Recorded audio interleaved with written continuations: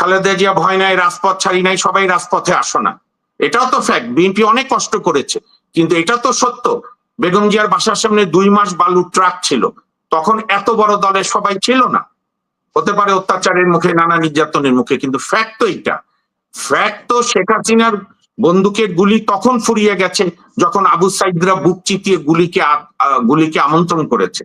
এই যে কোন দল করতো না, আমাদের এটার বিচারও শুরু হয়েছে, কি নাম আমাদের শিশু শহীদ আপনার এই যে ঢাকার আনাস বক্সিবাজারে, সে চিঠি দিয়েছে 4 আগস্ট 5 আগস্টে, আম্মা জান আব্বু জানের কাছে মাপ চেয়ে নিচ্ছি, আমি আর থাকতে পারলাম না, আমার ভাইয়েরা জীবন দিচ্ছে। এবং মূল লক্ষ্যই কি ছিল? কোটা না, শেখ হাসিনার এই মানে আপনার জগদ্দল পাথরের মতো সরকারকে সরিয়ে দেওয়া। তো সেখান থেকে বিএনপির মতো অভিজ্ঞ রাজনৈতিক দল দিনে দিনে তো কম হয়নি, 78 সালে প্রতিষ্ঠা হয়েছে, তারা যদি ঐক্যবদ্ধ, তারা যদি এখান থেকে অনুধাবন না করে সামনের দিকে না আগেও, তাহলে আমরা যে তিমিরে ছিলাম সেই তিমিরে রয়ে যাব। সেম অ্যাজ জামাতের ক্ষেত্রে, সেম অ্যাজ অন্যান্য দলের ক্ষেত্রে, অহমিকা থেকে পরিহার করে আপনার, আমি তো মনে করি বিএনপির সবচেয়ে ভালো হবে কিছু অপ্রিয় কাজ ইউনূস সাহেবরা করে যাক, তাতে বিএনপির মতো জনপ্রিয় দল যদি নির্বাচনে জনগণের ম্যান্ডেট পায়, একটা নির্বাচিত সরকার কিন্তু অনেক সময় অনেক অপ্রিয় কাজ করতে পারে না, এটাই কিন্তু অতীতে আমরা দেখেছি। এখন আপনি আসেন দ্বিতীয় কথায়, এই যে অন্তর্বর্তী সরকার কি নিরপেক্ষতা বজায় করতে পারছে, এটা আপনি যে প্রশ্নটা করেছেন এটা $1 মিলিয়ন কোশ্চেন। যে অন্তর্বর্তী সরকার, এটা শুধু 13ই জুন বেগম খালেদা জনাব তারেক রহমানের সঙ্গে বৈঠক না, নানা সময়তেই অন্তর্বর্তী সরকার কিন্তু ব্যালেন্স রক্ষা করতে পারছে না। প্রথম হচ্ছে উপদেষ্টা নিয়োগের ক্ষেত্রে, ধরেন 8ই আগস্ট আমরা হঠাৎ আনন্দে উদ্বেলিত, শেখ হাসিনা পালিয়ে যাবে থেকে সহজে ভাবতে পারিনি। তারপরও রাজনৈতিক নেতৃত্ব 3 রাত সময় পেয়েছিল, অনেক প্রজ্ঞার পরিচয় দিতে পারতো। আচ্ছা যাই হোক, যা দিয়েছে দিয়েছে, কিন্তু তারপরে যে একের পর এক উপদেষ্টা, সব জ্ঞানী গুণী কি দেশের বাইরে থাকে? আমি তো ভারত পাকিস্তান, হাসিন ভাই এক্ষেত্রে আমাকে হেল্প করতে পারেন, আমাদের জাকির সাহেবও পারেন, বিদগ্ধ রাজনৈতিক সংগঠক। আমার জানা মতে, আমি যেটুকু লেখাপড়া করেছি, পৃথিবীর কোন সিকিউরিটি অ্যাডভাইজার আর্মির ব্যাকগ্রাউন্ডের বাইরে বা ডিফেন্স লাইনের বাইরে আমি দেখিনি। ভারতের national security adviser Ajit Doval এই গোয়েন্দা সংস্থার চিফ ছিল, পাকিস্তানের ন্যাশনাল সিকিউরিটি অ্যাডভাইজার একই সঙ্গে আইএসআই চিফ, ডোনাল্ড ট্রাম্পদের সিকিউরিটি চিফরা হচ্ছে আর্মি ব্যাকগ্রাউন্ড। ধরেন আমাদের এখানে হয়েছে কি, এখন এই ইউনূস সরকারের যেখানে আর্মি ব্যাকগ্রাউন্ড দরকার সেখানে দিয়ে রাখছে খলিলুর রহমানকে, যেখানে লয়ার ব্যাকগ্রাউন্ড দরকার সেখানে নিয়ে রেখেছে আইনের অধ্যাপককে। এবং আসিফ সাহেব নজরুলের মুশকিল হয়েছে, উনি মনে করছে ঢাকা বিশ্ববিদ্যালয়ের সব জ্ঞান না, সব জ্ঞান ল ডিপার্টমেন্টের মধ্যে, মানে সায়েন্স অ্যানেক্স বিল্ডিং শহীদ মিনারের সামনে, ফলে সার্বিক বিষয়গুলো হচ্ছে না। এরকম তো প্রথম থেকে এই প্রশ্নগুলো আছে।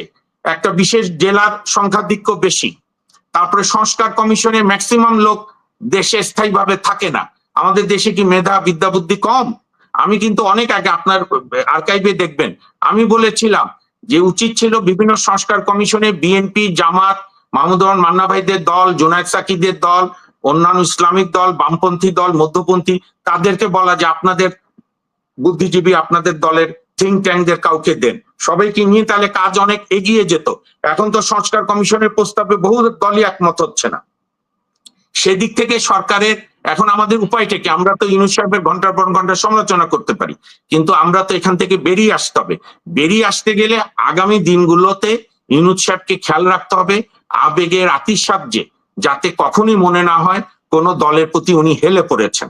ধরেন 13ই জুনের বৈঠক, তার আগে ঈদ হলো 7ই জুন, আমার যদি তারিখ ভুল না হয় মনির সাহেব 6ই জুন উনি, অথবা 5ই জুন হবে, জাতির উদ্দেশ্যে উনি ভাষণ দিলেন এবং ভাষণে বললেন যে 6 তারিখে ভাষণ দিয়েছিলেন। হ্যাঁ 6 তারিখে বললেন, আগের দিন। হ্যাঁ হ্যাঁ আমি শুনেছি, বললেন যে এপ্রিলে আমরা দ্বিতীয় সপ্তাহে বা একটা নির্বাচনের ব্যবস্থা করার প্রস্তুতি রাখছি। 13ই জুন উনি তারেক রহমান সাহেব, বিএনপির ভারপ্রাপ্ত চেয়ারম্যান, বিএনপির প্রধান নেতা বেগম জিয়ার পরে উনি বৈঠক করলেন। বৈঠক করাই উচিত, বিএনপির সঙ্গে করেছে, এখানেও করেছে, জামাত, বামপন্থী, ডানপন্থী সবার সঙ্গে করছে। আজকে যদি ইউনূস সাহেবের পাশে, যেটা আমার বন্ধু আমাদের জাকির ভাই বলেছে, যদি মিনিমাম কিছু রাজনৈতিক সচেতন ব্যাকগ্রাউন্ডের লোক থাকতো, তাহলে বলতো যে তারেক রহমান সাহেবরা বিএনপি থেকে যে প্রস্তাব দিয়েছে আপনি বলেন যেগুলো অত্যন্ত সুপ্রস্তাব, কিন্তু আমি যেহেতু জাতির উদ্দেশ্যে একটা ভাষণ দিয়ে এসেছি, আমি দেশে যাই, ওখানে তো তারেক রহমান বাদে বিএনপি সবাই আছে, বেগম জিয়া সহ, আমি আপনার দলের বাকিদের সঙ্গে কথা বলবো, অন্যান্য দলকে কথা বলবো, প্রয়োজনে ফেব্রুয়ারি কেন জানুয়ারিতেও ডেট দিতে পারতো, জাতির উদ্দেশ্যে আবার একটা ভাষণ দিয়ে। যেরকম এপ্রিলের ডেটে অনেকে বলেছিল প্রথমেই, যেহেতু জামাত বলেছিল ফেব্রুয়ারি থেকে এপ্রিল। আপনাকে মনে রাখতে হবে, ডক্টর মোহাম্মদ ইউনূসের প্রতি শ্রদ্ধা রেখে বলি, আপনি সূক্ষ্ম সুতার উপর দিয়ে যাচ্ছেন, আপনি একটু এদিক ওদিক হেলতে পারবেন না। এক্ষেত্রে আপনি 7 জনের আমাদের প্রথম অস্থায়ী উপদেষ্টা রাষ্ট্রপতি চিফ জাস্টিস শাহাবুদ্দিন সাহেবের দৃঢ়তার উপরে। আমার মনে আছে আমি তখন ছাত্র আন্দোলনের কর্মী, সর্বদলীয় ছাত্র ঐক্যের মধুর ক্যান্টিন আমরা সব আমি শেষ করছি, সব নেতারা যেত। এক পর্যায়ে ইউনূস সাহেব বলেছিলেন, এই যে হাবিবুর রহমান হাবিব তখন ছাত্রলীগের সভাপতি, আমি যে সংগঠন করতাম ছাত্র ইউনিয়ন, তার সভাপতি মোস্তাফিজুর বাবুল, জহিরুদ্দিন স্বপন মৈত্রী, আমানুল আমান সাহেব বিএনপি, এখন মানে একটা কাকতালীয় বিষয় যে 90-এর গণঅভ্যুত্থানে প্রায় সব ছাত্র নেতা এখন বিএনপির নেতা। বেগম জিয়ার এদিক দিয়ে একটা সুবিধা, সব সংগ্রামী নেতাদের পেয়েছেন, মোস্তাফিজুর বাবুল, হাবিবুর রহমান হয়, খোকন ভাইরা তো, আমান ভাইরা তো ছিলেন, জহিরুদ্দিন স্বপন সাহেব খুব প্রতিভাবান নেতা ছিলেন।